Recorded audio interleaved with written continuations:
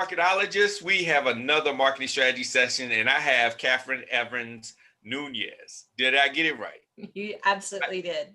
Being that I don't speak Latin, but I want to get it right, and I want to learn it too. But welcome to the show. Thanks for coming on.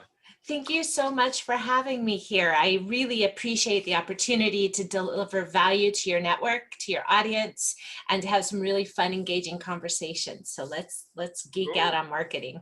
So we got three things to talk about. We've got personal brand, and I know a lot of people are excited about being the next celebrity. We've got LinkedIn marketing, which seems to be the hot topic. It is. Yes. It is. And everybody's like, how in the world do I market on LinkedIn? And then to piggyback on that, we've got social selling, which every business to business, provider wants to learn, how can I sell, on social media? And, yes. Because we can't pay with likes and, followers. That just doesn't pay any bills. But and even if you're an influencer and you have those million followers and you have those likes, you still might not be able to sell anything.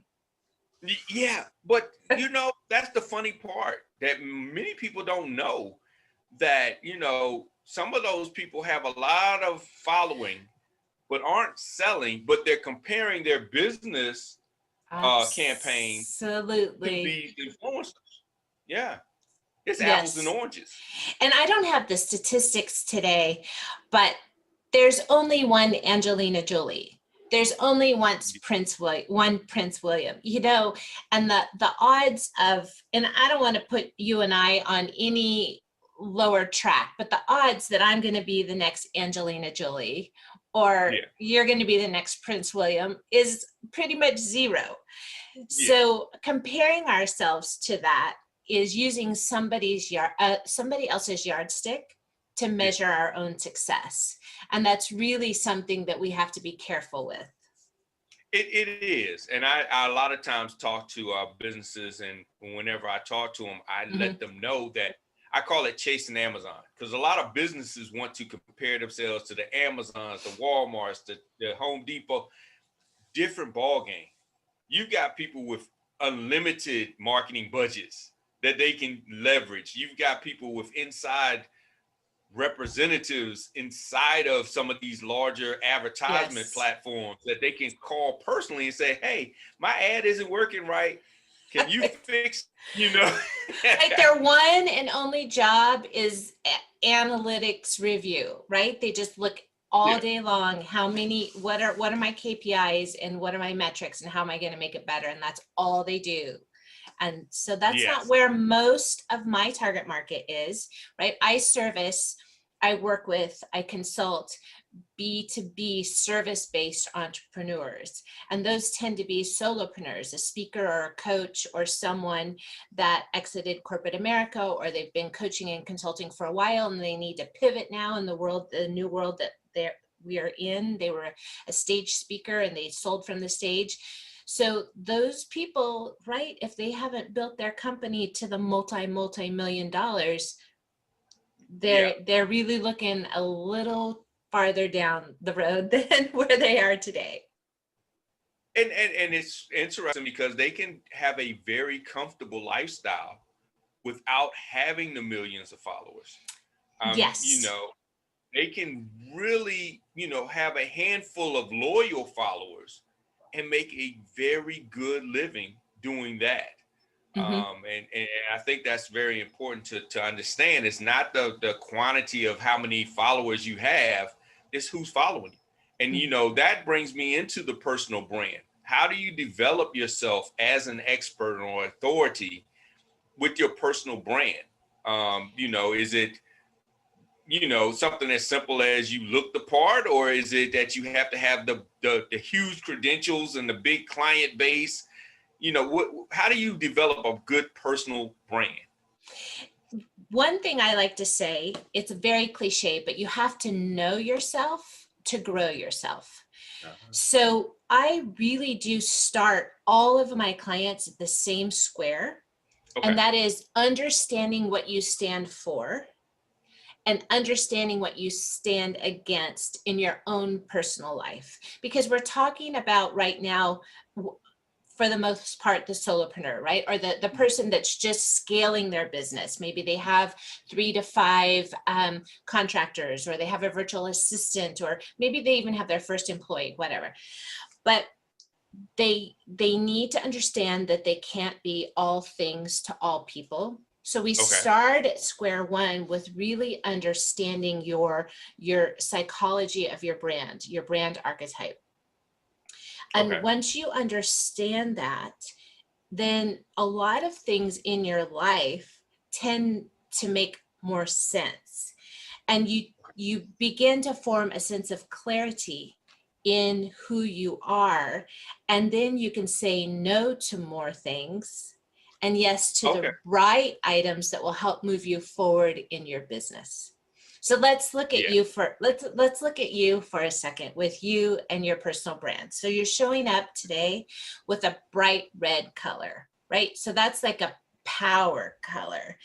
And if you were to look up and around in your house, in your world that you live in, or in your virtual world, is red one of those dominant colors that you have around you a lot? Or is it just a coincidence you have red on today?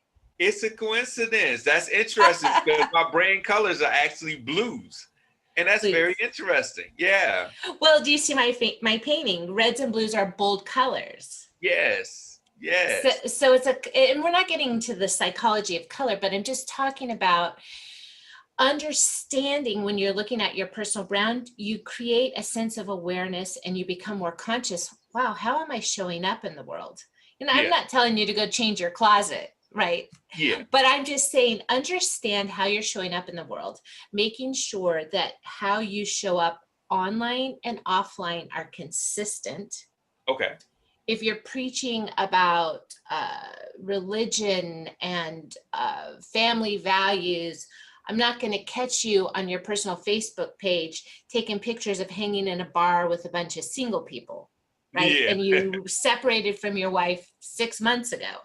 So making sure that you're living on brand and that your brand values and your personal values and all of those things are congruent, it just helps you step into living on brand in your life in general.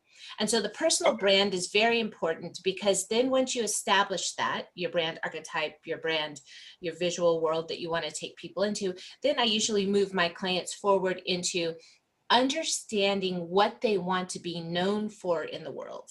And some of those Okay. things could be, for me, I stand for women's rights Hmm. and for the women's movement of moving women forward in this world, for the rights of all people, for the indigenous people, for all races, Hmm. animals. Like, those are the things I stand for. And Yeah. so I use those things in my personal brand by taking pictures, let's say, and posting on Instagram of me volunteering at a women's march.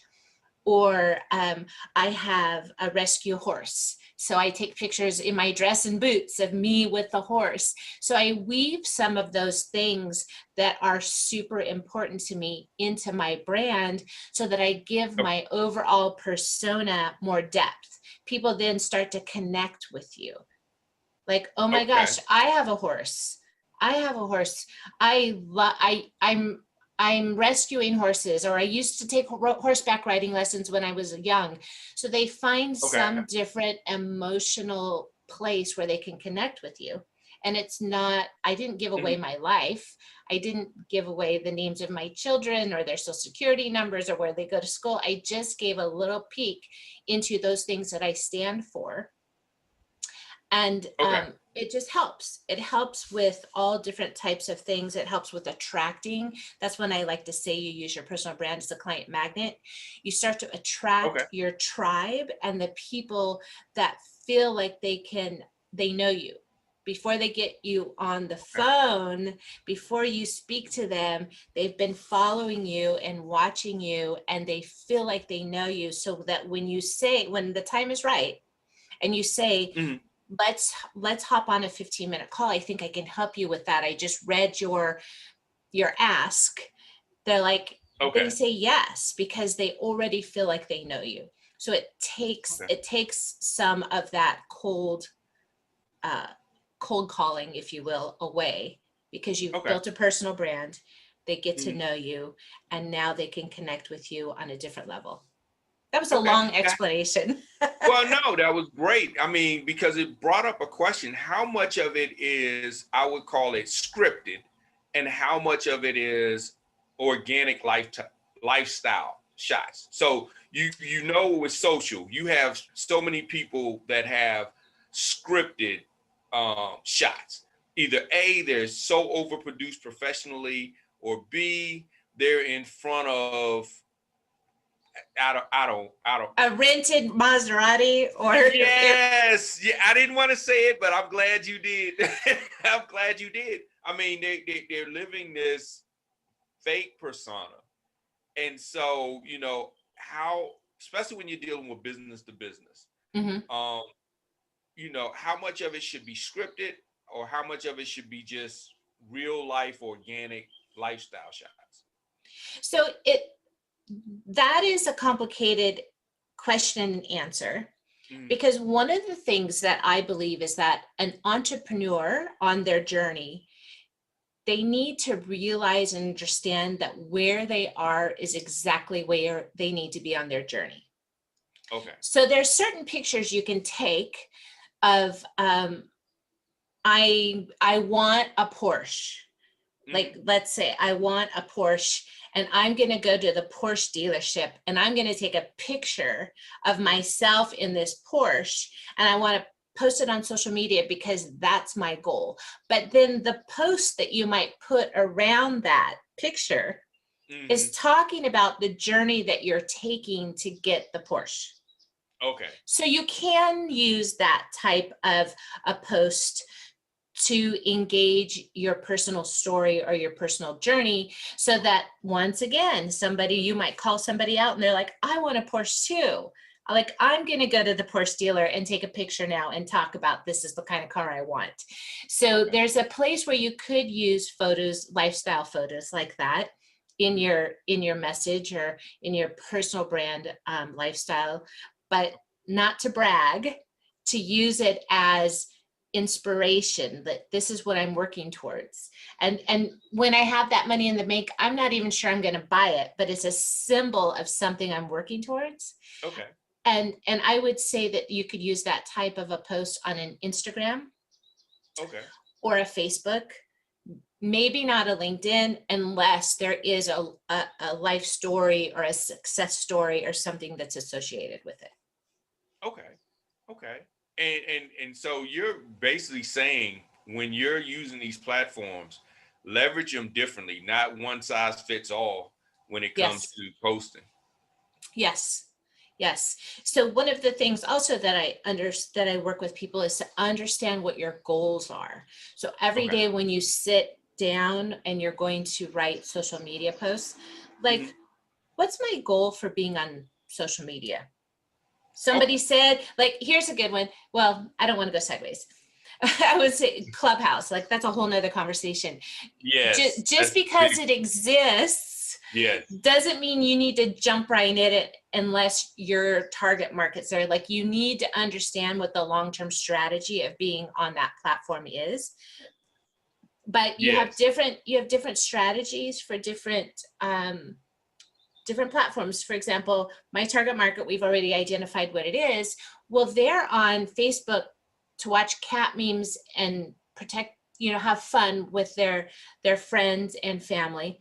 They Hmm. also are on Facebook because they're in learning groups. Like, maybe they're Oh, in a mastermind, or they're working with a private coach and they have a Facebook group, or they want to write a book and they're in this group about how to write books, or maybe they scrapbook and they're in a different group.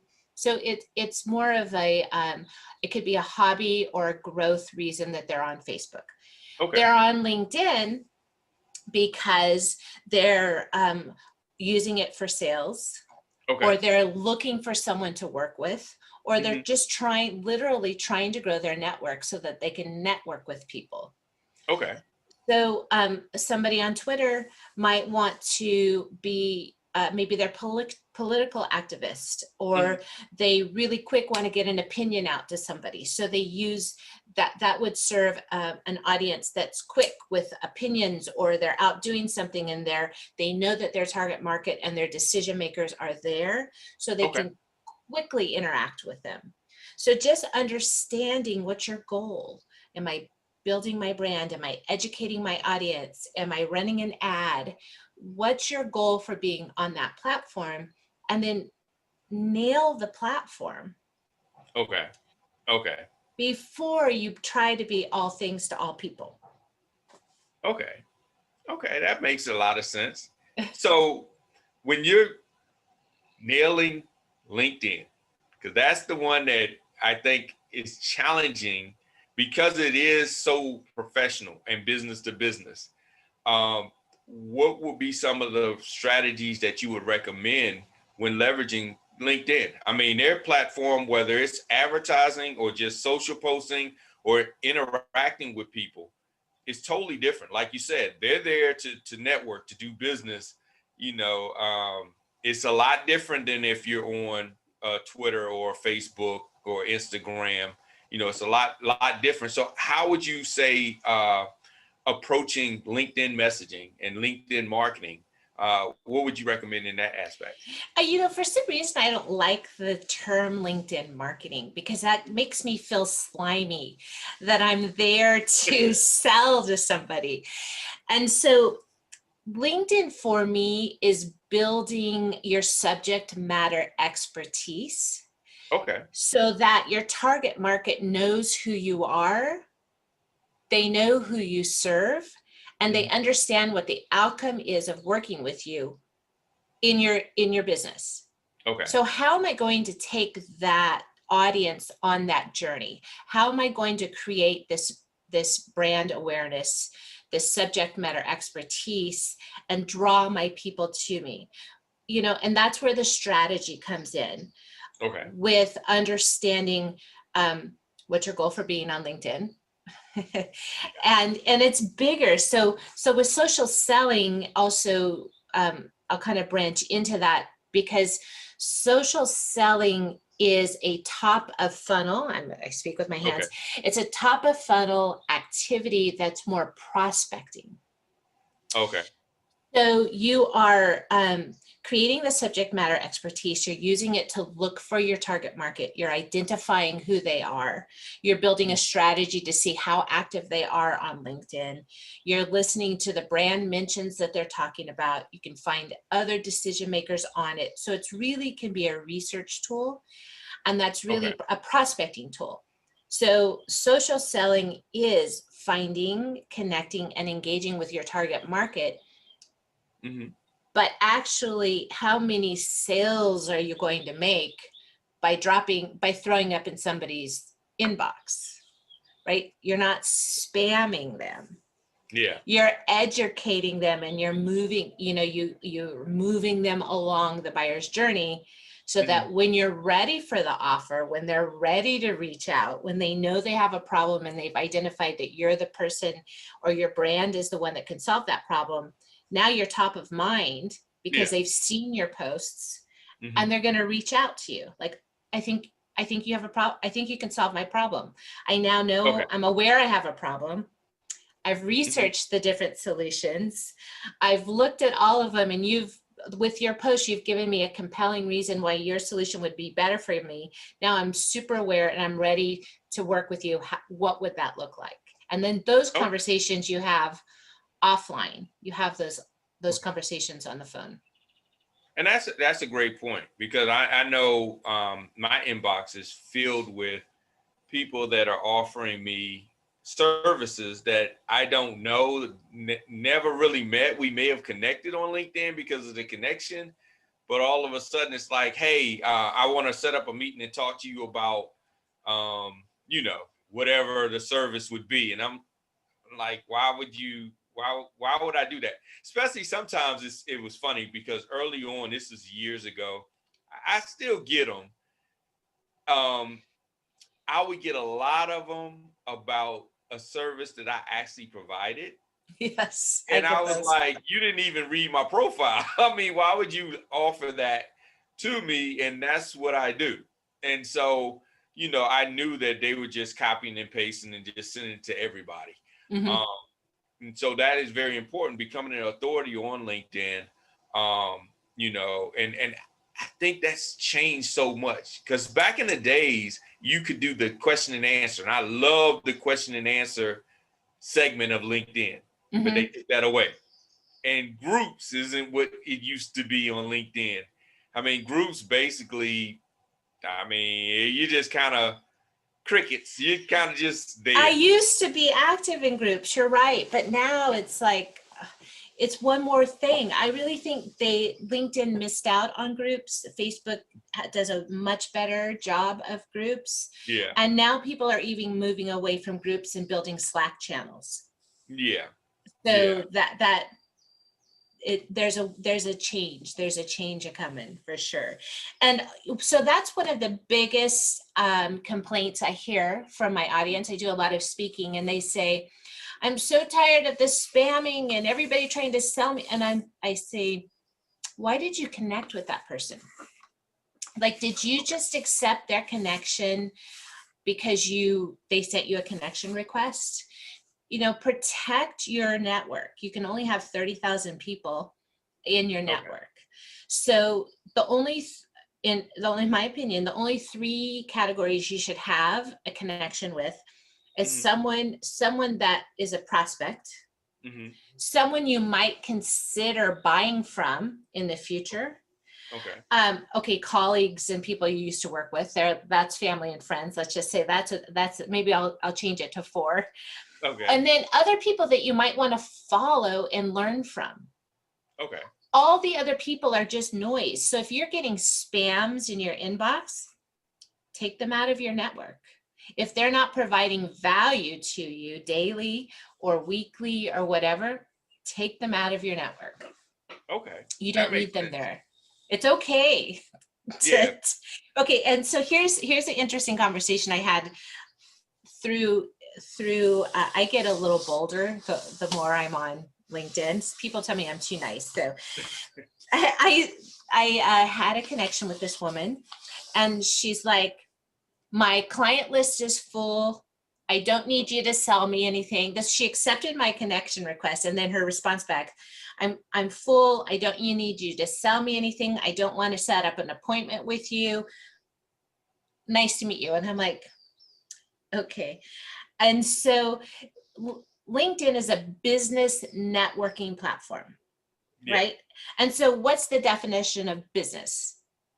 Oh, well, you transactions. I mean, you're doing transactions. You're not friends. You're just Right. doing transactions. And it's not just transactions, it's a positive business transaction, right? I mean, some of them are negative, but so in just that definition, you're either giving information or you're taking information, but it's a business networking platform. Yeah. So if you want to be friends with someone and talk about cats and dogs and airplanes and scrapbooking, then move over to Facebook or move over to Pinterest or whatever. But it's a business networking platform. And that kind of helps you shape the form of how you're going to interact. I mean, I send every one of my connections happy birthday cards, customized happy birthday cards, and I want to know how they spent it. But that's an authentic part of my brand, because I even in my first sentence on my profile, I say I'm not here to build connections, I'm here to build relationships. Okay. So I want to know about the person. I authentically want to know about the person, but I'm not there as a dating site, or if we can be friends as a result of our interactions on LinkedIn, that's great. But if you and I were just connecting on LinkedIn, I say, how can I help you? Like, what's your ask? What are you here for? What are you working on? And then I can look within my network of 10,000 and see if there's somebody I know that can help you, or I can Yeah. push your way or something. So it's definitely a networking platform, and people need to remember what the definition of business is and what the definition of networking is. It's to give and to receive. Yeah, and that makes a whole lot of sense and changes the dynamic of LinkedIn and how you leverage it. Because, if you look at it like other social networks, you're looking at, oh, wow, I've got 10,000, 20,000 followers, or connections. And so you're building it based on those vanity metrics. And then in the real scheme of things, most of them probably aren't really good connections. They are not there building a relationship. And so that does clutter up your inbox. It clutters up your feed. It clutters up everything. And it makes it a lot harder to do business with people that are doing business with you, or would like to do business with you. So, I think I've seen the same thing happen in mailing lists. You can have a huge mailing list, but then you have a very small open rate, and come to find out your mailing list happens to be a bunch of people that downloaded a free lead magnet that may not have been well thought out. It just may have been something, At 2 a.m. I'm laying in bed, autofill. Yeah, Right. yeah. And it's like, okay, I've got all these people, but nobody calls me or nobody wants to set up an appointment. And then you find out, the majority of them aren't a good fit. I remember talking with a friend of mine, Michael. We were discussing contest marketing. And one of the things that we threw up in the air for a contest was giving away a free MacBook. And in theory, it's a great idea. But I started thinking about it more and more, and I'm like, my little one would sign up for that. She's 12.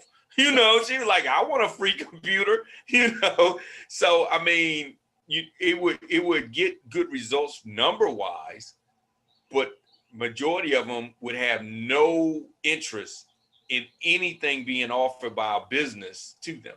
They just want the free, computer. And so, I think that pruning is a great advice tip for everybody. And the other thing to remember, which is hard for all of us, is we tend to be afraid to give out too much value because somebody's going to see our secret sauce, and I can't give that away on a podcast or on a LinkedIn or on a post, because then what am I going to pay? What am I going to get paid for? It's not fair to my other clients.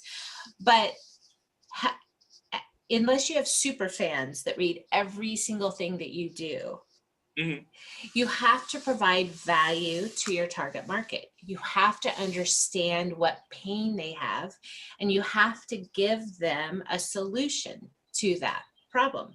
You're going to have people that take your freebie or your problem or your solution and they implement it. And I had, case in point, I speak a lot. Like I said, I had someone I didn't even know that was attending all of my talks. And they sent me a DM and they said, I implemented everything that you said, and my business increased by 30%. And I'm like, crap, that should be in a testimonial. Like, how did that happen? Right? So you're gonna get raving fans. What's the downside of somebody implementing what you did and having positive results about it? They're going to tell other people. They're going to want to know what more you can do. What else can you do? If you gave that small of a nugget out and they took it, that's the kind of people you do want to work with, because they take action in something that you deliver. Then it's the other people that get overwhelmed. You told them the what, not the how. You told them what they needed to do. They tried to do it themselves and they fell flat on their face. And then their next phone call is going to be to work with you. Yeah. Or the other person that just attends everything and takes all the information, and just like you said, they're a hoarder and they're never going to implement anything and they have no money and they're not going to call you. But maybe they're going to be maybe they're going to refer you over to somebody. Hey, I know I digest all this person's information. you should check them out. So they might still become some sort of a brand ambassador. So there's really no downside to Yeah. providing tons of value to your audience on any social form. And Okay. I didn't have to buy a MacBook. Yes, yes, and that becomes, something that's funny, because when you start looking at some of the things that are being given away, offered, some of the content that's out there, they get great numbers. But in business, it's not about just having a bunch of vanity numbers. Right. And I've worked with small as well as large clients, and that is hard. They still want those vanity numbers, and it's like, yeah, but at the end of the day, we said our goal was this. How is having 100,000 Twitter followers obtaining this? Because based on our analytics, we haven't sold anything on Twitter. Nobody has become a client or a customer from Twitter. And so it's like, well, yeah, but we need to have our numbers up on our Twitter, account. And so we get lost in what's really important. Mm-hmm.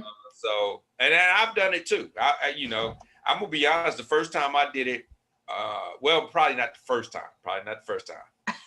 But I remember one time I had a niece that did a YouTube channel, and it blew up. And I was like, how she blow up on a YouTube channel and she's not even trying? Right. And I'm like, what is going on? But I when reverse engineering, I realized, she was doing videos that were like little funny skits, her and her boyfriend, and she was getting a lot of followers from it. But she, and she did get some checks from YouTube from it, but it wasn't a business for her. And then when I start, of course, being that overpowering, over dominant uncle to say, hey, let's talk Let's about monetize this, baby. Yeah. Then she was like, I don't want to do it no more. She's like, I don't want to do it no more. But I think that that's important, because we look at it and say, oh man, I got to get all these followers, all these fans. I got to get all. But honestly, at the end of the day, in business, you need customers and clients. You need business. And it's always making sure that you have the right audience. It only takes one person to see your information. I did a post on LinkedIn, and it had, I believe, it might be at 15,000, right? 15,000 views. And I was, of course, I'm geeking out on the views and the metrics. So when I dug deeper, somehow it got picked up by the big accounting firms. Okay. And it went crazy in the accounting firms. And I thought, oh my gosh, maybe I should change my target market and start calling on accounting firms. And I'm like, you just bought into the whole vanity metric thing. I don't even serve accountants. I don't serve accountants. I don't know how that algorithm got picked up and got passed through to the accounting teams, but it was really interesting. So the metric might be there, but you need to dig in deeper and find out what caused that. Why it got served up to one or two accountants, and they're like, oh, look at this. Oh, it just went crazy. I have another story like that. We were working with a client, we're talking about metrics. We were working with a client whose website had just like these huge spikes on a few days. Okay. And we were like, wow, you're getting some good traffic. What is this one page? Well, her assistant was using their website booking system to book all of their appointments. So internally, they were driving the metrics up because they were using internally, they were going to their website. And I find myself doing that sometimes as well. Like, oh, that piece of content I want. I'm like, no, now I have a master sheet with all my links. I can just copy and paste them.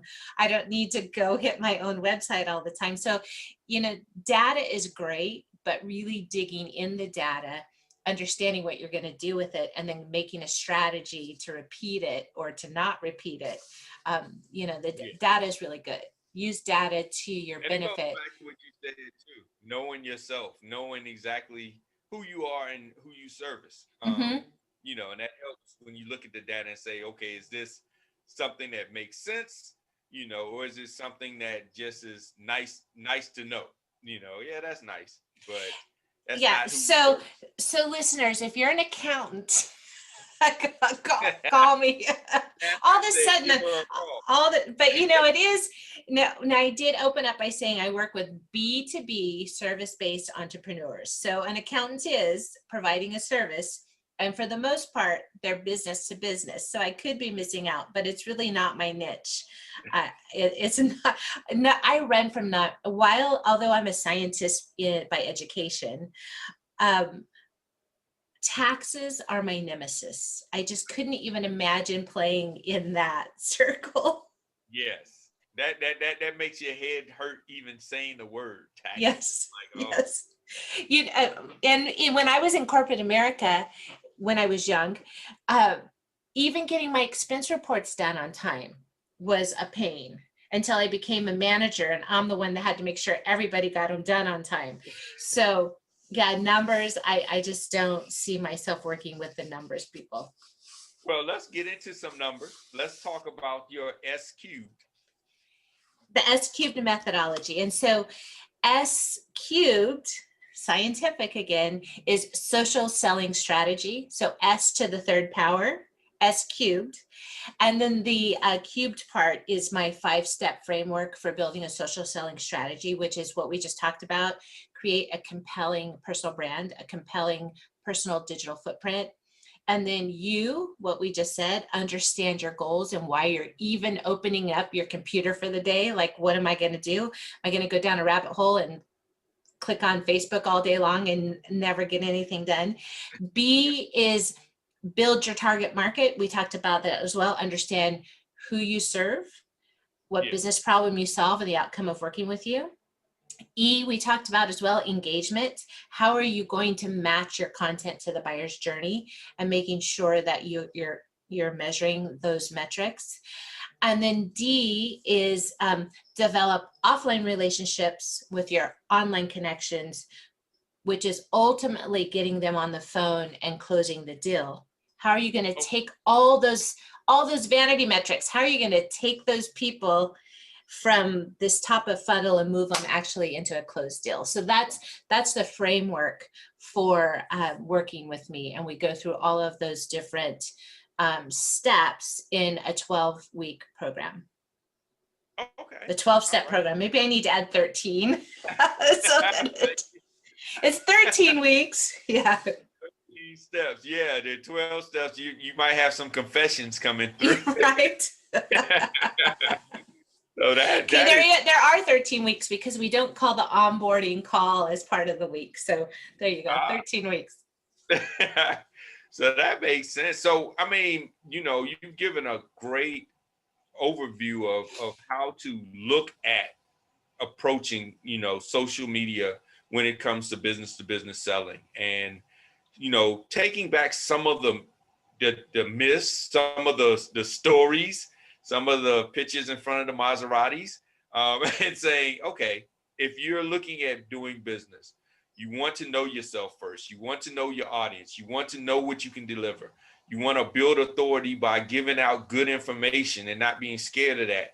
You want to take each platform and leverage each platform for what it's intended to be, if you even leverage it, because that's another thing. You don't have to do each platform just because it's out there. Right. I mean, I love TikTok like the next person. Matter of fact, my family can tell you, they're like, I'm going to confess, at 1 in the morning, they're getting all these forwards from TikTok from me. I know. Like, what is he doing? I have a 13-year-old, and we can lay in bed and an hour's gone by with us laughing at TikTok videos. It's a total time suck, but for me, it's not a business tool. Yes. And that's what because I thought about it. I was like, I could do some TikToks. I can have Nisi show me how to do all these filters, and I can do some cool TikToks, but it's not really my market. And though I use it for entertainment, it's not my market for business. And so, leveraging each social platform for what it's worth. and then knowing how to, like you say, build relationships, not just connections with your actual network. So, you know, a lot of great information. And I know you said that you actually have something that you was going to offer to the listeners. They can go to your site and actually get more information that'll help them on their journey. Yes, so I have a LinkedIn messaging playbook.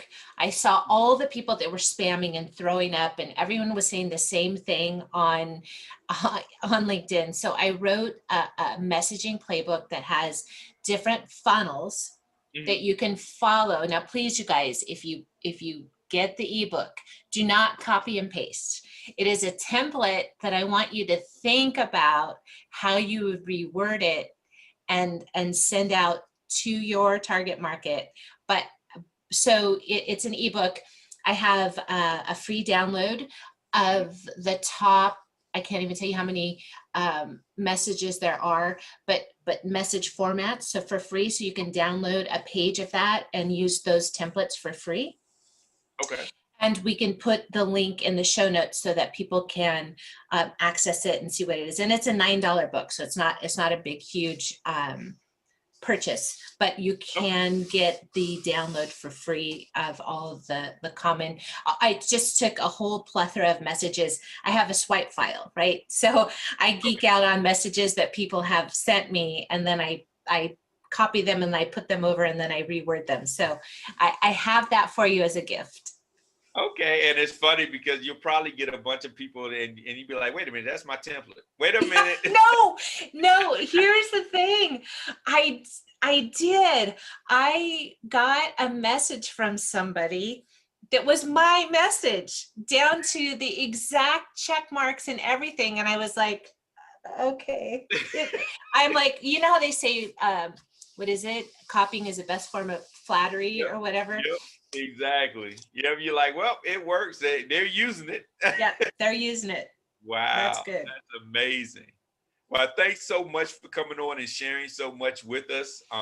You know, I always learn so much when I do these interviews, and I'm hoping that the audience learned as much, if not more, than what I did.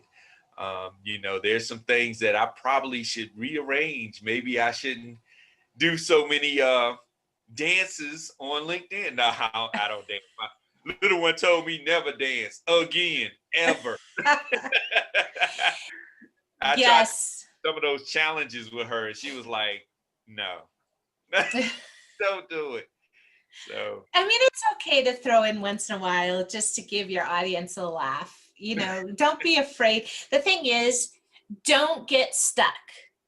Just take action. Take action, reiterate, take action, reiterate. Don't overthink it. Be natural, put it out there, but know why you're there in the first place. Great. That is the ending note right there. That is the one that's going to close it and it'll be a quotable. Yes. So everybody, thank you so much for coming on. All the information will be in the show notes. Please do not send Catherine her own swipe file as a message, but leverage what she's presenting to you to help grow your business. And we'll be talking to you on the next marketing strategy session.